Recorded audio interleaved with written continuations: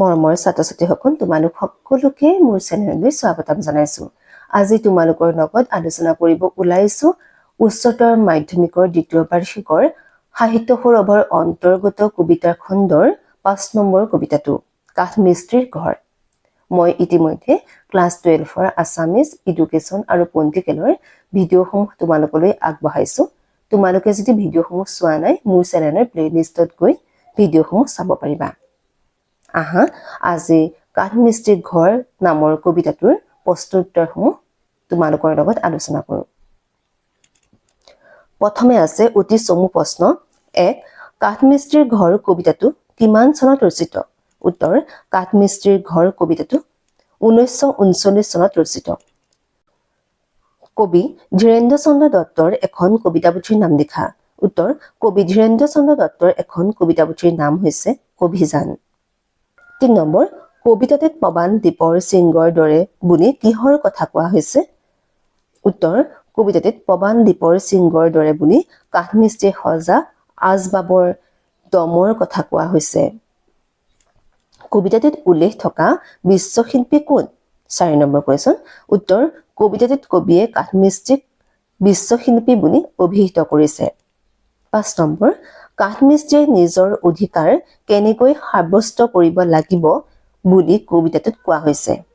উত্তৰ কাঠমিস্ত্ৰীয়ে নিজৰ অধিকাৰ নিজ বাহুবলেৰে সাব্যস্ত কৰিব লাগিব বুলি কবিতাটোত কোৱা হৈছে। চমু প্ৰশ্ন কবিতাত উল্লেখ থকা কাঠমিস্ত্ৰীয়ে ব্যৱহাৰ কৰা দুবিধ সঁজুলিৰ নাম লিখা। উত্তৰ কবিতাত উল্লেখ থকা কাঠমিস্ত্ৰীয়ে ব্যৱহাৰ কৰা দুবিধ সঁজুলিৰ নাম হৈছে ৰান্দা আৰু বটালি।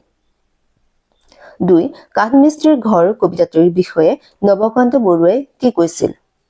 উত্তৰ কাঠমিস্ত্ৰীৰ ঘৰ কবিতাটোৰ বিষয়ে নৱকান্ত বৰুৱাই এনেদৰে কৈছিল মোক যদি কোনোবাই 10টা শ্ৰেষ্ঠ অসমীয়া কবিতাৰ নাম সোধে তাৰ মাজত এটা হ'ব কাঠমিস্ত্ৰীৰ ঘৰ। 3 নম্বৰ কাঠমিস্ত্ৰীয়ে সজা কেইবিধমান আচবাবৰ নাম লিখা। উত্তৰ কাঠমিস্ত্ৰীয়ে সজা কেইবিধমান আচবাবৰ নাম হৈছে টেবুল, চেয়াৰ, আলনা, দয়াৰ, আলমাৰী ইত্যাদি।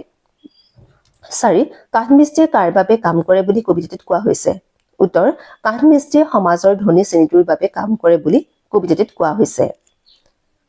5 নম্বৰ কবিয়ে কাঠমিস্ত্ৰীৰ লগতে আৰু কাক কাক নিজৰ অধিকাৰ কাঢ়ি ল'বলৈ কৈছে? উত্তৰ কবিয়ে কাঠমিস্ত্ৰীৰ লগতে কহাৰ কমাৰ আদি শ্ৰমজীৱী লোকক নিজৰ অধিকাৰ কাঢ়ি ল'বলৈ কৈছে। দীঘল প্ৰশ্ন 1 কবি ধীৰেন্দ্ৰ চন্দ্ৰ দত্তৰ জীৱন আৰু কৰ্মৰ চমু পৰিচয় দিয়া। উত্তৰ কবি ধীৰেন্দ্ৰ চন্দ্ৰ দত্তৰ জন্ম হৈছিল 1910 চনত গোলাঘাটৰ কৰুণাটিং বাগিচাত। দেউতাক আছিল ডাক্তৰ শৰৎ চন্দ্ৰ দত্ত আৰু মাকৰ নাম আছিল নয়নতৰা। তেখেতে সৰুতেই দেউতাকক হেৰুৱাইছিল। ধীৰেন্দ্ৰনাথ দত্তই দেৰগাঁও হাইস্কুলত 6ষ্ঠ শ্ৰেণীলৈকে পঢ়ি আনুষ্ঠানিক শিক্ষা সাং কৰে আৰু ঘৰতে থাকি পঢ়িবলৈ লয়। দেশ আৰু জাতিৰ প্ৰতি সেৱা কৰা মানসেৰে তেখেতে 1928 চনত সক্ৰিয়ভাৱে স্বাধীনতা আন্দোলনত জঁপিয়াই পৰে। তাৰ বাবে তেখেতে 2 বছৰ জেলতো থাকিব লগা হয়। 10 বছৰমান আন্দোলনৰ কামত লগাৰ পাছত তেখেতে সাম্যবাদৰ প্ৰতি আকৃষ্ট হয় আৰু জীৱনৰ সেই সময়লৈকে সাম্যবাদী আদৰ্শ অনুসৰণ কৰি আপোচহীনভাৱে কৃষক তথা বনুৱাৰ স্বাৰ্থৰ হকে কাম কৰি যায়। তেখেতৰ কাব্য সংকলন অভিযান প্ৰকাশ পায় 1936 চনত। 1972 চনৰ 22 অক্টোবৰ তাৰিখে যোৰহাট আসামৰিক চিকিৎসালয়ত ৰক্তক্ষয় ৰোগত ধীৰেন্দ্ৰ চন্দ্ৰ দত্তৰ মৃত্যু হয়। 2 নম্বৰ কবিতাত কাঠমিস্ত্ৰীৰ শ্ৰম আৰু কষ্টৰ চিত্ৰ কেনেদৰে দাঙি ধৰা হৈছে চমুকৈ লিখা। উত্তৰ কাঠমিস্ত্ৰীৰ ঘৰ কবিতাটোত কবিয়ে কাঠমিস্ত্ৰীৰ শ্ৰম আৰু কষ্টৰ এখন বাস্তৱ চিত্ৰ সুন্দৰকৈ দাঙি ধৰিছে। অসহনীয় শ্ৰমৰ বোজালৈ কাঠমিস্ত্ৰীয়ে অৰ্থনৈতিকভাৱে সবল শ্ৰেণীটোৰ বাবে নানা ধৰণৰ মনোমোহা কাঠৰ সামগ্ৰী তৈয়াৰ কৰে। নিজৰ শ্ৰম আৰু শিল্প দক্ষতাৰে ধনী শ্ৰেণীটোৰ বাবে তেওঁলোকে সাজি দিয়ে মায়াপুৰী সদৃশ একোটি অট্টালিকা, একোটি সুন্দৰ ঘৰ। কিন্তু তেওঁলোকৰ নিজৰ ঘৰ জৰাজীৰ্ণ। তেওঁলোকে আনৰ বাবে কলাসুলভ দক্ষতাৰে সুন্দৰ আকৃতিৰ চকী, মেজ, আলনা, বিচনা আদি সাজি দিয়ে। অথচ তেওঁলোকৰ ঘৰলৈ গলে বহিবলৈ দিবলৈ এখন পীৰাও নাথাকে।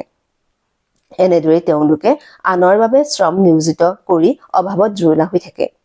তেওঁলোকৰ শ্ৰম আৰু শিল্প দক্ষতাৰ প্ৰকৃত মৰ্যাদা নাপায়।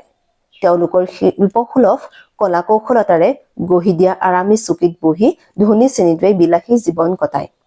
শ্ৰমিকসকলৰ পৰিশ্ৰমৰ ফলতেই অভিজাত শ্ৰেণীটোৰ দিনবোৰ ফৰকাল হৈ উঠে।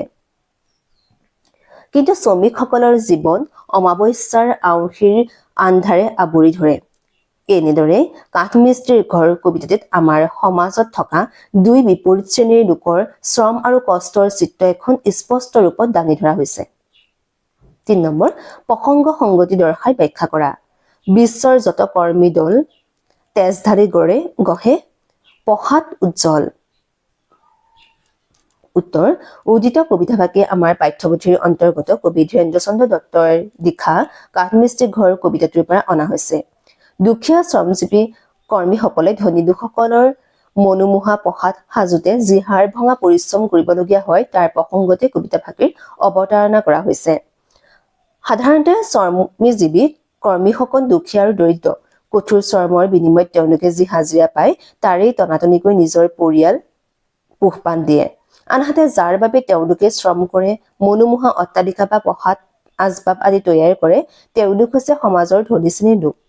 কৰ্মীসকলে কোনো বিশ্ৰাম নোলোৱাকৈ উৎকট গৰমতো কঁপালৰ ঘাম মাটিত পেলাই নিজৰ শিল্প সত্তাৰে ধনী শ্ৰেণীক চাহিদা পূৰণ কৰে। অথচ এই শিল্পী কৰ্মী সকলে নিজৰ উচিত মূল্য, উচিত প্ৰাপ্যৰ পৰা বঞ্চিত হৈ আহিছে। ৪ নম্বৰ, কাঠমিস্ত্ৰীক কিয় শিল্পী বুলি কোৱা হৈছে? উত্তৰ, শিল্প হৈছে এবিধ কলা আৰু যি লোকে শিল্পকৰ্ম কৰে তেওঁই শিল্পী। কাঠমিস্ত্ৰী সকলো সমাজৰ একোগৰাকী শিল্পী।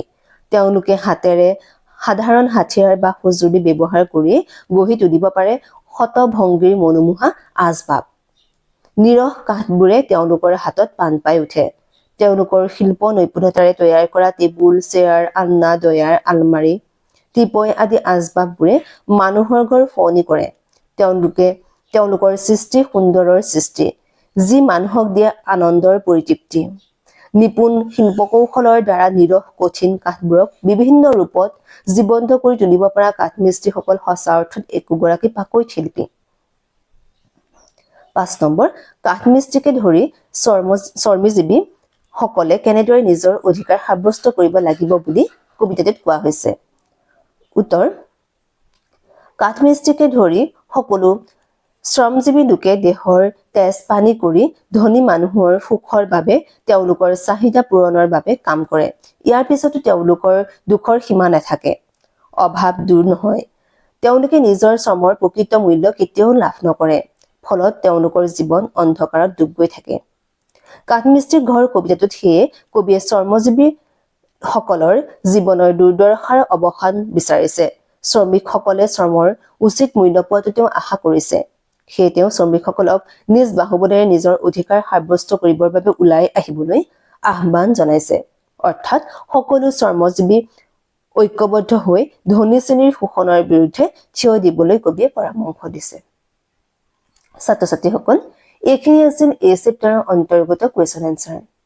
ভিডিঅ'টো চাই কেনে পালা? যদি ভাল পাইছা তেন্তে লাইক কৰিবা, কমেণ্ট কৰিবা আৰু যিমান পাৰা সিমান নিজৰ বন্ধু বান্ধৱীসকলক শ্বেয়াৰ কৰিবা যাতে তেওঁলোকো উপকৃত হয়। লগতে কিবা অসুবিধা থাকিলে কমেণ্টৰ যোগে মোৰ লগত যোগাযোগ হ'ব পাৰিবা। ধন্যবাদ।